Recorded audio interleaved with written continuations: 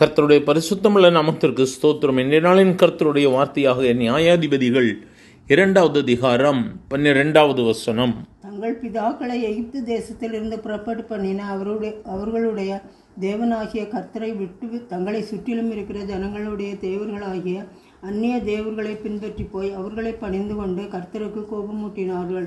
இஸ்ரவேல் ஜனங்கள் கர்த்தரை கோபமூட்டினார்கள். எப்படியாக கர்த்தரை அவர்கள் கோபமூட்டுகிறார்கள்?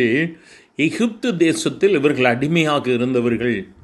பார்வோனுக்கு கீழாக அடிமையாக இருந்த ஜனங்கள் அவனுக்கு கீழ்ப்படிந்து அவனுடைய வார்த்தையை கேட்டு நடந்த பொழுது அவர்கள் பட்ட அவமானங்கள், அவர்கள் பட்ட கஷ்டங்கள், இவைகள் எல்லாவற்றையும் அவர்கள் பட்ட போராட்டங்கள், பெருமூச்சுகளை கர்த்தர் கேட்டு அவர்களை அந்த இடத்திலிருந்து புறப்பட பண்ணினார்.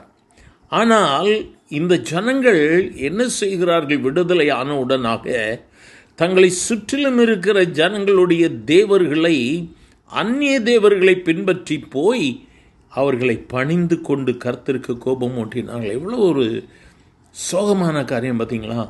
விடுதலை கொடுத்தவர் நம் ஆண்டவராகிய இயேசு கிறிஸ்து.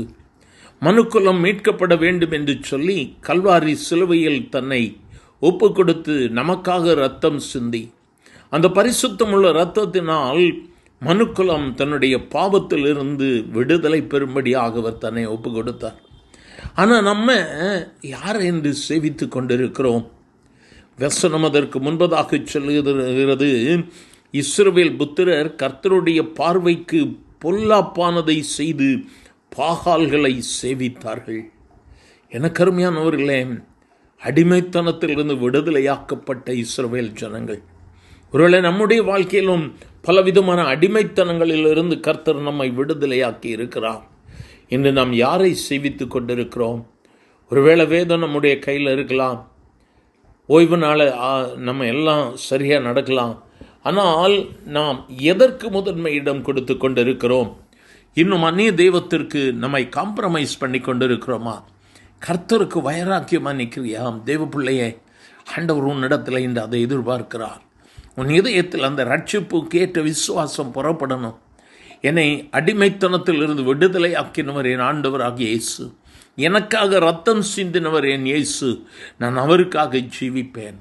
என்ன வந்தாலும் எது வந்தாலும் நான் பின்வாங்க மாட்டேன் என்று சொல்லி ஆண்டவரை நோக்கி, அவரை நோக்கி கூப்பிடலாமா? எங்கள் அன்பின் ஆண்டவரை, ஆசீர்வதிக்கப்பட்ட இந்த காலை வேளைக்காக நன்றியப்பா. உம்முடைய வார்த்தையின்படியாக ஆண்டவரே, கர்த்தருக்கு கோபம் ஊட்டாதபடிக்கு எங்களுடைய வாழ்க்கையை மீண்டுமாய் உமக்கு ஒப்புக் கொடுக்கிறோம். ஆண்டவரே, கேட்கிற எங்கள் ஒவ்வொருவர் வாழ்விலும் தவறுகளும் தப்பிதங்களும் இருக்குமானால் என் ஆண்டவர் மன்னித்து புதிய வாழ்க்கையை கட்டளையிடும். ஆண்டவரே, உமக்கு ஏற்ற பிள்ளைகளாக வாழ கர்த்தர் உதவி செய்யும்.